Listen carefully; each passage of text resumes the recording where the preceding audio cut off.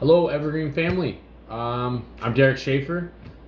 Here to go over Matthew chapter 11 with you guys. Hope you're having a great Mother's Day. It's Mother's Day today. So let's get into it. Chapter 11 of Matthew starts with John the Baptist in prison. He's in prison for kind of publicly speaking out against Herod's marriage to his brother's wife. And that outspokenness that he was known for, lands him in prison. And it's from prison that we get introduced, and he's sending out disciples to ask a question to Jesus. That question is, it's in verse 3, is the tail end of it, and it says, "And said to him, Are you the coming one, or do we look for another?" So it's one of those moments where you're like, wait a second, is he dismantling his faith? What's going on, John? And I think that I don't think he was questioning the divinity of Jesus. I do think, though, that he was in prison where he didn't expect to be. Jesus was kind of doing the going about things in a way he didn't expect, and so there's just this crushing of what he kind of preconceived to happen. And I think that that's the theme that we see run through this chapter, is that preconceived notions of the Messiah. Whether it was a political figure, or this warlord, or a dictator, or kind of a compassionate hippie person, or something that we might see. People have these preconceived notions, and John, I think, was seeing that. Jesus answers him in verse 4. He tells them to go tell John, the blind see, the lame walk, the lepers are cleansed, the deaf hear, the dead are raised, and the poor have the gospel preached to them. So Jesus commenting on that divinity that that John knows about, and he's saying, through this divinity, through these miracles, I'm furthering the gospel. John thought maybe you'd do it more with an iron rod, or Old Testament kind of way that John thought, but he wasn't, and he was going to the poor, and it just wasn't lining up with what John thought. And I think the closing thing to his answer, verse 6, "And blessed is he who is not offended because of me." And I think that was the nugget that he was given to John, I'm not going to do it the way the Pharisees thought you think, yeah, the culture thinks. I'm doing it my way, and don't lose faith. So John had to wrestle with that. And as the disciples leave, Jesus then addresses the crowd. And this crowd of people, I can imagine, some come to hear him for the first time, some of them followers, and John's in prison, probably wondering what's going on, or people wondering why your disciples are over there, you're over here. So a lot of questions that have come about because of kind of the preconception of this Messiah coming. And so he kind of addresses that in verse 7. He addresses John first, and lets them know, what did you go out to the wilderness to see? A reed shaking by the wind, or a man dressed in cloth and soft garments? I think he's basically saying, you guys, what did you go out to see?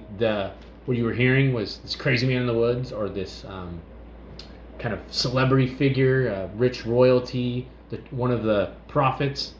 Again, addressing kind of at the time of John the preconceived notions of John the Baptist. And then he reiterates that you went out there to see a prophet. And he kind of slams that home with the quote from the verse from Malachi 3:1. It is verse 10 in Matthew. It says, "Behold, I send my messenger before your face, who will prepare your way before you. Who will prepare your way before you." So again, I think reiterating that he was a prophet, and there were these notions of who John was. And then he again furthers the talk, and he talks about John the Baptist. He was the prophet. He was this Old Testament, kind of the final of the Old Testament minded people. But it's this new generation, this new kingdom of heaven, this new generation, that it's the lowly that are going to be even greater than John. And it's this kind of crushing the preconceived notion of the people at that time, because it's a reversal. And he goes on to further explain this generation by giving the analogy of the children playing.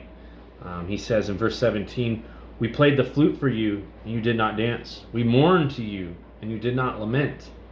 So these children are doing these things, and then the response is traditionally, we play the flute, you dance. We mourn, you lament. But that's not the way it's going. And so, again, crushing and letting them know that this Messiah is going to bring in this new kingdom that's different than the Old Testament. Not that it's not Old Testament's not important. It's what brought this to be. And so then he goes on to further in verse 18 to run some comparisons of how the culture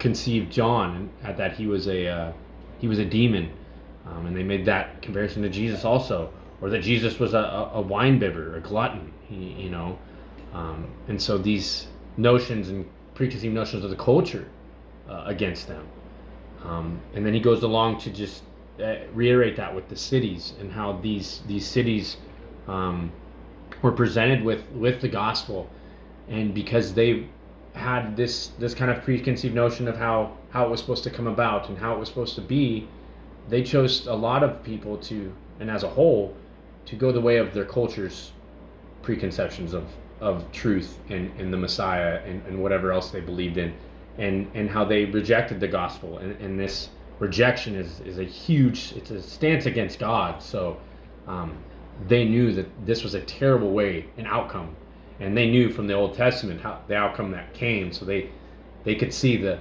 comparison. But then, of course, he comes back, Jesus, and closes things up, basically just telling them that he is the rest. He is the Messiah, that the rest is in him. That, we do have, and I think when we have struggles, sometimes we have these ideas of how it's supposed to go. And I can say for myself, and I'm sure many can say, when you hit those struggles, sometimes God just has a totally different way of going about it. But it's at those points in time that we have to take on the yoke of Christ. And he reiterates that in the closing. Take my yoke upon you and learn from me. Verse 28, right before that, "Come to me, all who labor and are heavy laden, I will give you rest." And so I think it's that struggle that John's going through, this struggle of this Messiah for these people, the Messiah for these people, that they're crushing their preconceived notions. And at that time, it's a perfect time for them to kind of take the yoke of God and let him drive them through whatever suffering they're going through. For John, it's super real. He's in prison. I mean, it doesn't get any more real than that. And he's got to take that light burden and not try to force it himself. So the rest in Christ, through struggle, the rest is in Christ. The burden is only multiplied and made greater when we try to force our will. So I hope that helped everybody. I hope everyone's having a great time. Stay healthy, stay safe. Can't wait to see you guys soon.